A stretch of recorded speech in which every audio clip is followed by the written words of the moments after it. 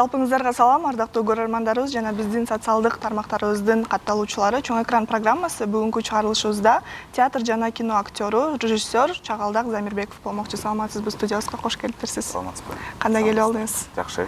Маанайыңыз кандай? Маанай бар, жакшы. Жакшы. Негизи алгачкы суроомду эле сизге узата кетсем, ошол театр режиссеру катары негизи жаштарды азыркы күндө театрга кантип кызыктыруу керек, же болбосо театрдын канчалык деңгээлде актуалдуулугу бар, элге сиңими? Эң биринчи кезекте элге сиңиминен мурун биз өзүбүзгө кандай сиңимдүү болуп атат деген суроонун үстүндөн көбүрөөк иштеп аткан учурубуз бүгүнкү күндө. Анткени театр бул жеке эле алардын кандайдыр бир көңүл ачуучу бир жер эмес да. Бул бир акылдын, ойдун, бир аң сезимге бир жемиш берүүчү нерсе катары кабылдап келебиз да. Театр бул көбүнчө мына ошол таризде карай турган болсок, балким татаалдап кетиши дагы мүмкүн. Бирок ошол эле учурда биз эмоционалдык интеллект деп атпайбызбы? Бир сезимдерди ойгото турчу жандуу нерсени дагы талап кылып, бүгүнкү күндө могул ковидтен кийин көбүнчө ушул нерсеге басым жасап калбадык. Адамга адам керек экен, жандуу нерсе керек экен деген учурда бүгүнкү күндө актуалдуулугу акырындык менен өсүп бараткандыгы биз байкап жатабыз. Анан элге өтүмдүүлүгү дегениңиз балким бул өтө бир татаал маселе. Кандай кылып өтүш керек? Эми биз кээ бир учурларда ошол актер болобу, режиссер болобу, же бир өзүнүн сүрөткер өзүнүн дүйнө таанымын, өзүнүн ичиндеги жан дүйнөсүн, өзүнүн айтайын деген оюн бир сахна аркылуу же театр аркылуу берсе, бул кызыктуу нерселер жаралат экен.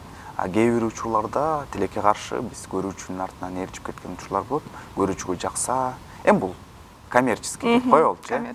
Анан мына ошол учурда көп нерсебизди жоготуп алат экенбиз. Бирок ар бир жактан эми дүйнө жүзүндө бүгүнкү күндө тилекке каршы биз өтө чоң капиталисттик дүйнөдө жашап атабыз.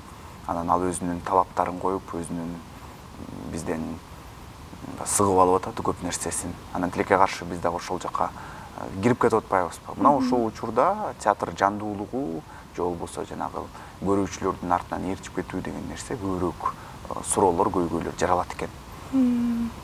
Ал эми элге сиңимдүү дагы болсо эмнени айтайын деп атат? Бул сүрөткердин, театрдын өзүнүн репертуарына жараша айтылат да. Жакшы. Ал эми ушул кино жагы менен театр баары тыгыз байланышта да, актерлор жагынан дагы. Негизинен ошол кинодогу режиссер менен театрдагы режиссердун кандай өзгөчөлүктөрү бар, кандай кыйынчылыктары, артыкчылыктары бар?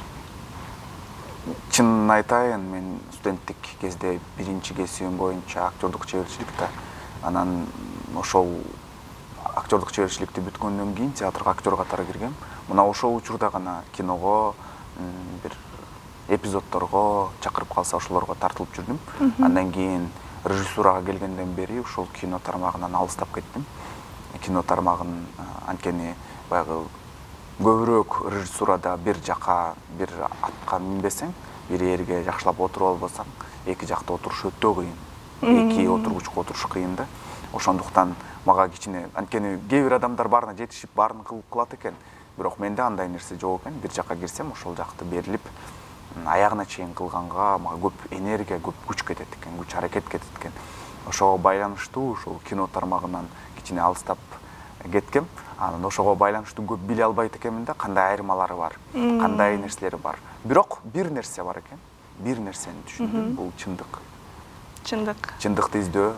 Ал эми театр болобу, кино болобу, ошо чындыкты издөө. Анан дүйнө жүзүндөгү жалпы маалыматтарды же болбосо жалпы дүйнө жүзүндөгү болуп жаткан көйгөйлөрдү карап отурсак, адам баласынын жалпы жаралганынан тартып бизге ойлондуруп жаткан нерсе бул акыйкатты издөө экен да. Анан ушул кинодогу эң негизи кино менен театрды байланыштырып турган менин көз карашымча дал ушул нерселер болсо керек. Жеке эле чыгармачылыктагы бири-бирине байланыштырып турган нерсе дал ушул нерсе болсо керек. Эң жакшы. Негизи сизди мугалим катары дагы тааныйбыз. Биздин ушул Кыргыз-Түркмөнстан университетинде мугалим экениңизди билебиз. Негизи ошол кандай десем бир актер болуш үчүн, актриса болуш үчүн сөзсүз түрдө бир билим керекпи? Же болбосо мындай азыр билими жок деле актер, актрисалар көп деп айта алам. Анткени сиз мугалим катары ошого көз карашыңыз кандай? Сөзсүз түрдө билим алып туруп актер болуш керекпи? Же болбосо билими жок деле болуп кетсе болор эле талант менен? Эми мындай да, бул академиялык окуу, ошол биз бул жолу окуп жатканда аларды таланттуу, мен көбүрөөк айтам, бул менин көз карашым. Ар бир мугалимдин өзүнүн методикасында ар кандай болушу мүмкүн, бирок мен ушул актерлорду окутуп жатып, көбүрөөк аларга айтканга аракет кылам жана ошого басым кылам. Биз аларды эч кандай таланттуу кылып ийбейбиз. Жөн гана бул академиялык окууда, биздин 4 жылдык окууда ошол актерлор өзүнүн эмоциялары менен, өзүнүн денесин башкара билүүнү үйрөткөнгө эле аракет кылабыз. Дал ушул нерсе эле. Андан тышкары мен көз карашым өтө түз эле. Ушундай таланттар бар, же болбосо генийлер бар, аларга эч кандай билимдин, окуунун, системанын көп деле жардамы жок болот да. Бирок эмоцияларды башкарууда чеберчилик деген мастерство да. Мисалы, бүгүн ойногонуңду эртең да ойной алышың керек. Бүрсү күнү ойной алганыңды анын эртеси 1 жылдан кийин кайталап кайра ошол эмоцияларды чыгарып беришиң керек деген сыяктуу, же болбосо ошонун линиясын, ошонун түзгөн образдын ичиндеги маңызын кайра жаңыдан жашап, жаңыдан жеткирип берүүдө чеберчилик керек болот экен. Ал эми окубаган киши эми таланттуу болсо албетте ал кылып кете берет. Бирок көпчүлүк учурда ошол нерселер бүгүн кылып анан эртең жок кыла албайт деген учурларды көбүрөөк көрүп калып атабыз. Бул менин өзүмдүн практикам. Актерлор жагынан театрда көбүнчө кандай көйгөйлөр жаралат? Кийинкисинде аткара албай калып, же болбосо мындай актер алмаштырууда бир кандай көйгөйлөр жаралабы? Мисалы, бир спектакльде эле ошол актерлор дайыма ойной бербейт го. Кийинкисине мен барып калганда да муну башка бирөө башка ойногондо башка эмоцияны берет да, баары бирчи. Ошол моменттерде кандай көйгөйлөр жаралып калат? Бул жерде көйгөй деле жаралбайт, актер алмаштырууда. Көйгөй деле жаралбайт, болгону адамдын жан дүйнө таанымы, ар биринин сезими бар башка да. Вот кайсыл учурда көйгөй жаралат айтайынбы? Кайсыл учурда вот бир актер менен экинчи актер составтар бири-бирине окшош ойноп жаткан учурда, окшош эле бир эмоцияны берип жатканда ошондо көйгөй жаралат. Эгерде ал ар кандай ар башка ошол эле бирок задача деп коебуз, максатты ишке ашырып атса, анда эч кандай деле көйгөй жаралбайт. Бул тескерисинче кызыктуу. Көрүүчүгө жана актердун дүйнө таанымына, театрдын мындан алдык келечегине, менин оюмча, ар бир адамдын ички жан дүйнөсүн чыгаруу бул өтө кызыктуу нерсе. Тескерисинче. Андан тышкары эми актерлордун көйгөйлөрүн айта берсек, өтө көп. Өтө көп. Өтө көп. Биринчи кезекте бул өтө татаал кесиптердин бири, өтө татаал кесиптердин бири. Себеп дегенде жан дүйнөңдү ошол жака чындык аркылуу кайра өзүңдүн ичиңдеги болуп жаткан нерселерди, буркан шаркан түшкөн нерсени кайра жашоо, кайра ошону жашап өтүү кээ бирлер үчүн татаал. Мына ошол көйгөйлөр бар, ошол татаалдыктар бар да. Көйгөй эмес, бул татаалдык дегенчи. Мына ошол учурларда жан дүйнөңдү берип бир кызыктуу нерселерге, биз мындай айтканда жөнөкөй нерселерге, өзүңдүн ошол ичиңдеги буркан шаркан түшүп жатканда атпаймынбы? Мына ошол нерсени чындык аркылуу кайра жашаганга, мына ошол нерселерди, кой, бүгүн мынтип эле ойноп коеюн деген учурларда чоң көйгөй жаралат. Менин оюмча ушул көйгөй болсо керек. Анан ар бир актердун өзүнүн көйгөйү болот. Өзүнүн денесин таануудагы, өзүнүн адам катары, өзүнүн актер катары өзүн таануудагы ар бирөөнүн өзүнүн көйгөйү болот. Актер катары айтсаңыз, негизи кинодо ойногон ооруракпы же театрда ойногон ооруракпы? Же адамга Экөө тең эле мага оор. Экөөнө тең эле оор, өзүнүн кыйынчылыктары бар. Эми кинодо анчалык деле көп деле тажрыйбам жок.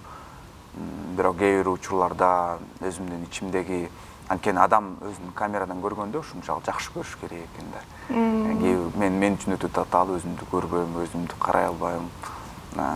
Контролдор башталчу, эми актер болуп жүргөн учурда. Балким ошондуктан кетип калдым, ким билет. Менимче театрда өзүнүн кыйынчылыктары бар. Эми театрда бир жакшы жери бул сен бир нерсеге кирдиң, өзүңдүн эң негизгиси логикаңды же болбосо линияңды түзүп алсаң, ошол аркылуу жашап кете бересиң. Кинодо дубльдарды аткарып, же болбосо кайра окшошпой калса кайра тартуу мисалы мүмкүнчүлүктөрү бар да, ошол себептен менин оюмча ошо театрда кыйыныраак болуш керек деп ойлоп коем да. Барганда да, аткарып атканда мындай эмоциялар алыстан болгон жалпы планда көрсөтүлөт го. Ошо алыстан болгондо дагы отуруп алып, театрда аткарган эмерээк кыйыныраак болуш керек деп, анткени алдыңда жандуу адамдар баардыгы тең сени дал ошол мезгилде көрүп турган болот да. Анан ошол үчүн сизден сурадым да, кызык болуп. Өтө кызыктуу. Эми бул маселеге келгенде, бул жерге келгенде бизде мисалы көбүнчө бүгүнкү күндөгү кыргыз киносундагы болуп жаткан нерселерге же кыргыз театрында болуп жаткан нерселерге бир жакшы көз караш менен талдаганга аракет кылсак, бизге ар кандай жанрлар көбүнчө жетпейт да. Мисалы театрда көп жанрларды көп эмес, эми анча-мынча жанрларды бизде Кыргызстанда коюлуп келатат. Ошого байланыштуу кээ бир актерлорго ошо жанрларды ойноо кыйын болуп калат. Бардыгы эле ойной алышат, бардыгы тең таланттуу. Эми актер бардык адам таланттуу да. Мына ошону кандай колдоно билет деген учурларда аларга мүмкүнчүлүк түзүү же болбосо жанр кандай түрүндө болот, комедия же болбосо бизде комедия менен эле бир трагедия же болбосо бир драма болуп туруп, андан тышкары башка бир жанрлардагы кинолорду, башка бир жанрлардагы театрларда ойноодо кандай болот экенин, ушул нерселерде бир тоскоолдуктар жаралышы мүмкүн, кыйынчылыктар жаралышы мүмкүн.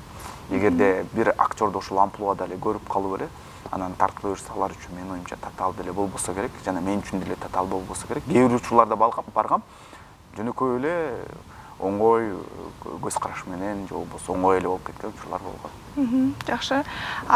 Негизинен дагы кино тармагына жол тартсак, кино тартуу деген өзүңүздүн оюңузда барбы? Азыркы учурда мындан кийин тартайын же болбосо ушуга чейинки сценарий жазып жүргөн убактыңыз болдубу?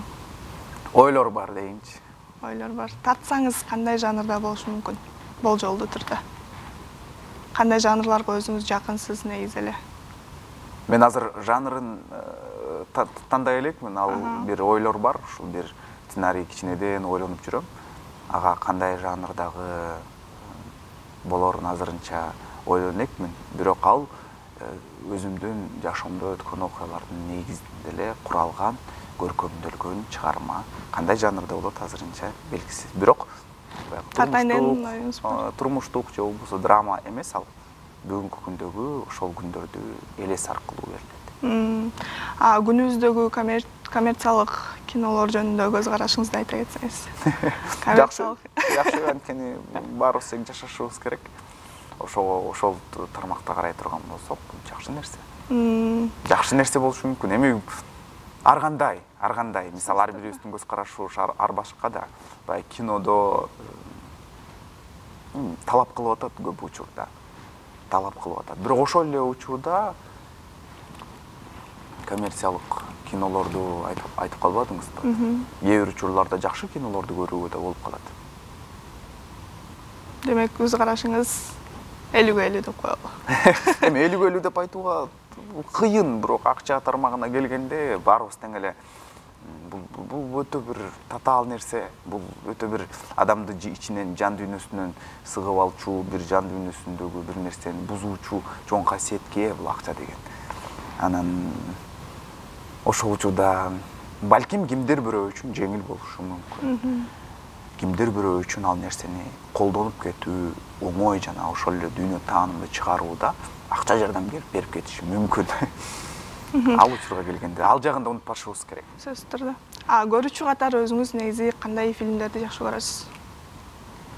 Ар кандай. Көрүүчү катары. Ар кандай маанайга жараша, анан баягы чындыкты издеген, чындыкты айтып аткан нерселерге көбүрөөк. Кыргыз фильмдерине көбүрөөк басым жасайсызбы же Голливуд фильмдеринеби? Ар кандай. Ар кандай болуп калат дейин, анан бул жерге келгенде өтө критик болбогондон кийин мен негизи жанагы Антон Долин деген бар. Барыңыздар бет болуш керексиздер, кинокритик. Анан ошол мага көбүнчө кайсы кинолорду көрүүгө сунуш берген. Сунуш берип турат да, барыңыздар сунуштап кетет элем. Антон Долиндин подкасттарын же болбосо алар менен атайын кайсы кинону көрсө болот, бул жылы кайсы кинолор чыгат дегендерди көбүрөөк бизге прогноз кылып көргөзүп турат. Анан ошол жактан эле көбүнчө кинолорду алып көргөнгө аракет кылам. Негизи азыркы ушул күнгө чейинки спектакльдериңиздердин саны канчаны чыгардыңыз? Бир 10го жак чукул болду го дейм. Жанрлары кандай көбүнчө? Эң биринчи дипломдук спектаклим бул 3-курс кезде койгом. Дмитрий Богославскийдин чыгармасына таандык спектакль эле. Ал болсо көркөмдөлгөн, музыкалаштырылган драма деп коебузбу, ушундай болчу. Экинчи чыгарма болсо бул ошол Казакстанда өткөн дипломдук ишим. Казакстанда бир чоң кайгылуу, чоң трагедия болгон. Жут деп билесиздерге болуш керек. Анан Олжас Жанайдаров деген Жут деген чыгарма жазган. Ошонун негизинде спектакль койгом театрда. Анан кийинки болсо документалдуу спектакль койдум, Уя деген. Бул идеясы ошол жалпы тексттерди издөө, жалпы ошол донорлордон интервью алганда, ал интервьюнун негизинде келип чыккан сиз үчүн үй деген эмне деген суроого жооп бере турган Уя деген спектакль коюлган. Андан кийинкилер документалдуу, көбүнчө документалдуу спектакльдерге эмнегедир иштегенге туура келип калып атат. Анткени драматургиянын бүгүнкү күндөгү суусап турганыбыз сезилип атат да. Бүгүнкү күндөгү биздин мына ушул терезенин артындагы, эшиктин артындагы, эшиктин алдындагы биздин көрүүчүлөрүбүз эмнени ойлонуп атат, алар кандай жашашат деген суроолорго көбүрөөк суроо берип жаткан пьесалардын жоктугу суусап тургандай болуп атабыз. Эмнегедир. Балким мен билбейттирмин. Мен суусап турам. Жакшы. Негизи ушул Азербайжанда көрсөтүлгөн спектаклиңиз жөнүндө да айта кетсеңиз. Бул Азербайжанда биз Алина Момбеталиева деген балетмейстер жана ошондой эле режиссер дагы болуп жүрөт. Ошол чакырган чогуу биргеликте режиссерлук кылалы деп. Анан биз балетте эң биринчи жолу бий аркылуу биздин экологиянын бөйгөлөрүн чагылдырган бир идеяга келип чыгып, анан таштандылар аркылуу бир пластикаларын тапканга аракет кылып, Адам деген спектакль жаратканбыз. Анан азыр бул көпчөлөргө барып келип атат. Алина Момбеталиева жана ошол опера и балет театрындагы актерлор менен биргеликте алар ишке ашырып келип жатышат. Анан кайсыл жактарга барып атышат, алар менен көп деле биз режиссерлор коюп беребиз. Анан биз өзүбүздүн ишибиз менен ал нерселерге алек болбойбуз. Себеп дегенде спектакль ошол өздөрүнө таандык болот да. Анан алар кайсыл жакка алып барса, биз ушул жакка алып баратабыз деп коюшат. Ошо жакында эле ошол Бакуга барып келиштир, жазышты, барып атабыз, ийгилик каалап коебуз. Жакшы.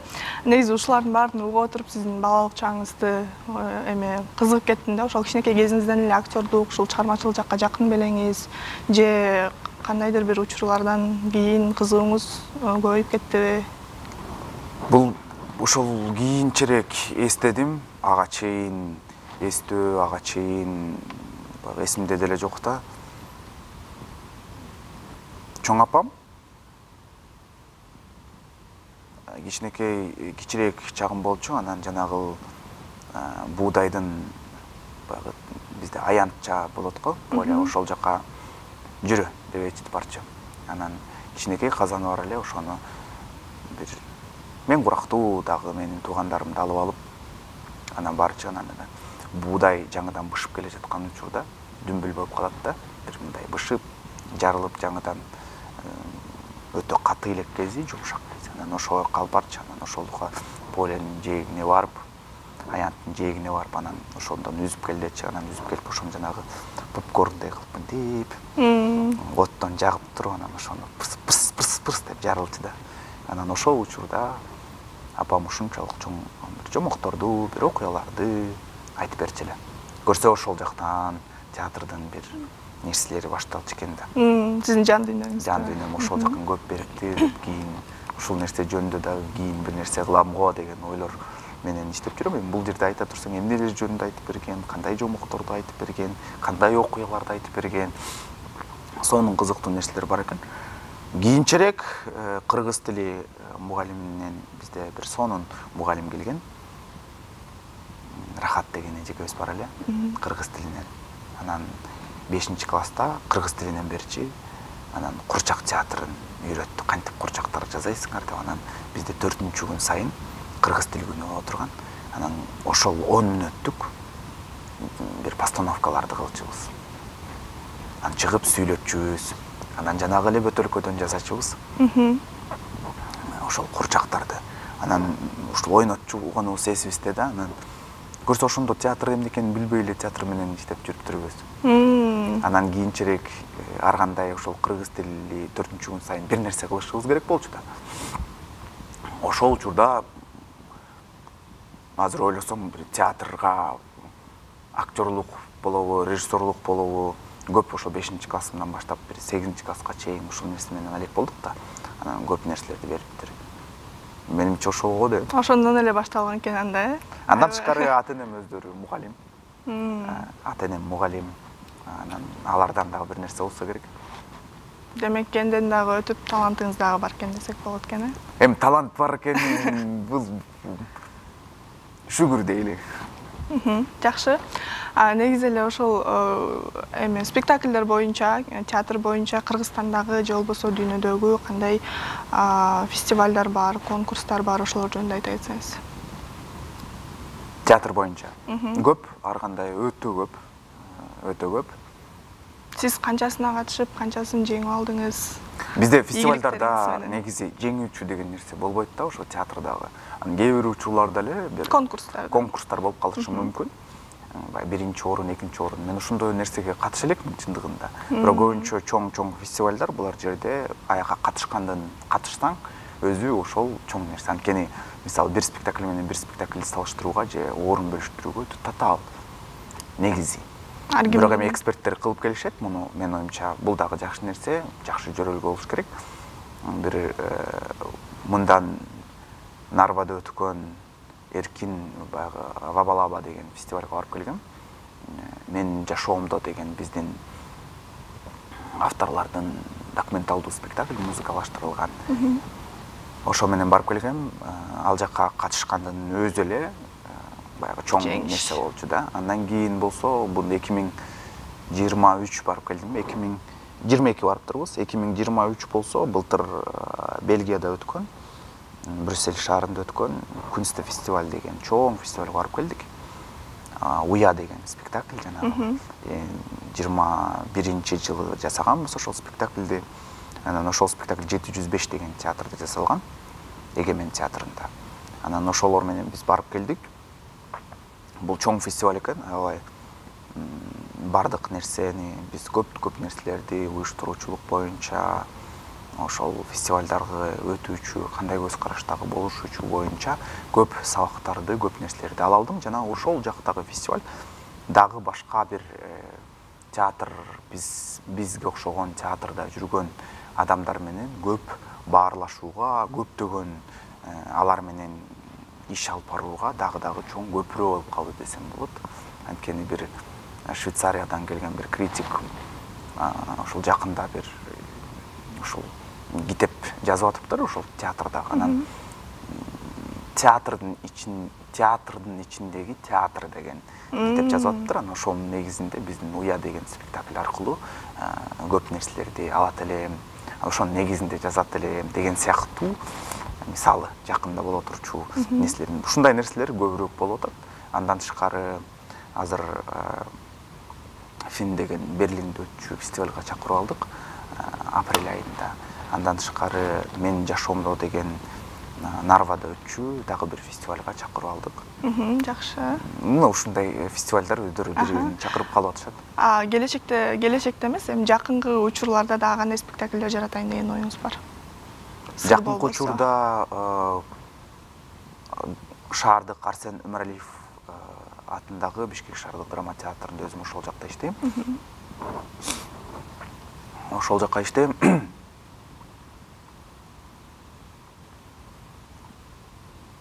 Азыр ошол жакта иштейм. Анан спектакль боюнча. Ооба. Ошол жакта иштейм. ЮНЕСКОнун Стуля деген чыгармасы бар, ошону январь айында коелу деп пландап жатабыз. Январь айында башталат. Бул бир, экинчиси Местады деген бизде эгемен театр бар. Ал жакта болсо бир өзүмдүн автордук көз караш менен дагы бир утопия деп коебуз го. Ушундай жанрдагы бир спектакльди акырындан даярдыктарды жүргүзүп баштадык. Ал дагы ушул жакынкы арада болушу керек. Жакшы. Сизден келип эле кайра эле кинону сурагым келип атат да. Негизи ошол кыргыз кинолорунан биздин классикага айланып калган эски кинолорубуз бар да, ошолордон болобу, күнүбүздөгү кинолордон болобу, негизи эле кайсыл кинодон аябай чоң таасир алгансыз? Бул кыргыз киносундагы менин көзүмдү ачкан эң бир нерсе бул Бакайдын жайыты киносу. Бул жактагы актуалдуулугу болобу, режиссердук көз карашы болобу, ошол жактагы чыгарманын эми элестетиңиз, бул дипломдук иш болуп атпайбы? Анан ошол керемет кинонун ичиндеги сыйкырдуу нерселер бүгүнкү күндө дагы мен үчүн ачылып жатканы, мен үчүн дагы болсо ачыла элек нерселер бар экенин дал ошол кино аркылуу мындай көп нерсе ачтым жана көзүмдү көп ачты десем болот. Мына ошол кинону айтам. Бакайдын жайыты эң жакшы. Негизи эле ошол кыргыз киносунда дүйнөлүк аренага чыгуудагы кандай эмне тоскоолдуктар болуп жатат сиздин оюңузча? Кинодон алыс болсоңуз дагы өзүңүздүн көз карашыңызды айта кетсеңиз. Эми бул өтө бир татаал суроолордун бири. Же кандайдыр бир мамлекет жактан жетишсиздик болуп атабы, бюджет болуп атабы, же болбосо адамдардын кандайдыр бир коммерциялык кинолорду көп чыгаруусундан уламбы? Ошол себептен. Жок, эми бул жерде мисалы биз коммерциялык кинолордун көп чыгып атат деп эле бизге чыгып атса эле аны айта бериштен дагы алысмын. Себеп дегенде бизге жакшы өзүнүн кыргыз киносуна салым кошуп келе жаткан, биздин ошол фестивалдарга барып келип жаткан автордук фильмдер бул эми көрүүчүгө көп учурда жете бербейт экен да. Анан ошондой кинолорду тартып жүргөн биздин заманбап, биздин сонун режиссерлорубуз бар. Алар көп чыгып атышат. Алар болгону элге жарыялап мындай болуп атат дегени менен көп жаңылыктар, жакшы нерселер болуп атат. Балким ушул тармактагы бир ошол өздөрүнүн фестивалдарга катышып жүргөн режиссерлордун өздөрүн чакырып ошолор менен кеңеш курса, алар дагы өзүнүн көйгөйлөрүн айтат болуш керек деген ойда. Сиздер эми аны көп сүйлөшүп атсаңыздар керек бизге караганда. Бирок мен билем, жакшы бир кинолор таткан, кыска метраждуу кинолор тарткан бизде сонун режиссер бар экенин көрүп жүрөм, угуп жүрөм. Жакшы. Андан сырткары дагы пьесаларды окуу фестивалын өткөрүп жатыптырсыз, ошол жөнүндө кененирээк айта кетсеңиз. Бул негизи Борбор Азиядагы жаш драматургтардын негизинде куралган Илхом театры бар Ташкентте. Ошол Илхом театры лаборатория уюштурушкан ушул жылдын жаз айларынан бери. Анан уюштуруп, ал жакта 30га чукул жаш драматург катышып, ал жакка мен куратор катары барып келгем. Анан ошол жактан 25 пьеса жазылды лабораториянын негизинде, алкагында. Анан анын ичинен 9 пьеса тандалып алынып, Ташкенттеги Илхом театрында фестиваль өткөн, пьесаларды окуу фестивали. Бул жаш драматургтарга өөлгө түсүү, жаш драматургтарды издөө десек болобу, мына ушундай жөрөлгө менен. Эми ошол фестиваль Бишкектеги Арсен Өмүралиев атындагы Бишкек шаардык драма театрында 29-30 ноябрь жана 1 декабрда ошол күндөр өткөнүп жатат. Барыңыздарды чакырабыз. Мунун өзгөчөлүгү жаш драматургтар бүгүнкү күндө эмнени ойлонуп атышат, жаш драматургтар эмнени айткылары келип атат, эмнени жазып жатышат деген суроолордун үстүнөн иштегенге, ошону ойлорубуз менен бөлүшкөнгө аракет кылабыз. Андан тышкары көрүүчүлөргө дагы мүмкүнчүлүк бар. Пьесалар окуп бүткөндөн кийин аларда суроо берип, авторлорго суроо берсе болот, авторлор менен маек курса болот. Талкуу дагы бизде каралган. Буга катышуучулар тандалып алынган, Буга тегизи ошол бизде 8 пьеса тандалып алынды. Кыргыз тилинде 4 пьеса, кыргыз тилинде 5 пьеса, орус тилинде 4 пьеса окулат. Мына ошол ар кандай биздеги жаш режиссерлор, анын ичинде белсемдүү режиссерлорго берилип, алардын негизинде алар баягы читка деп атпайбызбы, окуу тартибин кандай болот, интерпретация болобу, ушунун негизинде алар жаза алып жатат бүгүнкү күндө. Жакшы. Мындан кийин дагы сиздин чыгармачылыгыңызга ийгиликтерди каалайбыз. Келип өзүңүздүн оюңуз менен бөлүшүп бизге конок болуп келип бергениңизге чоң рахмат. Көрөрмандарга кыскача эркин микрофон сунабыз сизге. Театрга келиңиздер. Бизге көбүнчө руханий байлык деген нерсе бар экен. Руханий байлык толтуруу өтө кыйын экен да. Анан кыйын десек кыйын болот экен. Дагы жөнөкөй десек, керемет десек керемет болот экен да. Анан ошол театрга келсеңиздер, өзүңүздөрдүн руханий байлыкты толтуруп, бүгүнкү күндө бизди сактай турган нерсе тилекке каршы акыбал дагы дүйнө жүзүндө татаалдап баратат. Мына ошол акыбалдан чыгууга менин оюмча бир руханий байлыктын бийиктиги, бири-бирибизди сезе билүү, адамга адам керек экен, дагы бизге жандай бир жаныбыздан сезүү бүгүнкү күндө талап керектүү нерседей болуп атат. Ошого баарыңыздарды чакырып кетем. Театрга чакырабыз. Жакшы. Урматтуу көрөрмандарыбыз, сиздер менен чоң экран программасы болду. Кызматыңыздарда мен Азиза Карыпбекова, ошондой эле актер, режиссер Чагалдак Замирбеков болду. Кийинки эфирлерден амандашканча сак саламатта туруңуздар.